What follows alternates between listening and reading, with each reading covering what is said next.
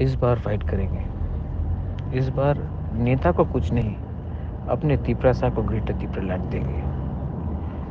Compromise नहीं करके इस बार सब नेशनल पार्टीज़ को दिखाएंगे कि बुबागरा तैयार है आखिरी आदमी तक फाइट करने के लिए।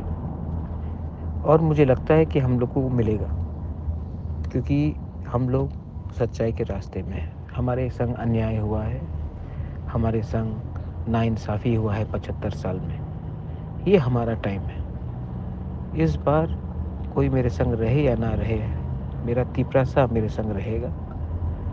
और इस बार हम लोग ग्रेटर तिपरालैंड के लिए फाइट करेंगे।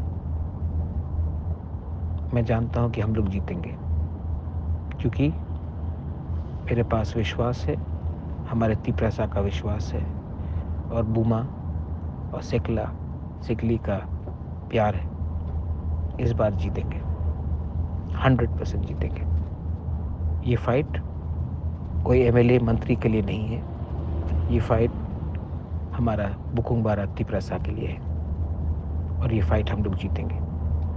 इस बार हमारा सरकार बनेगा। बेलाइनो हम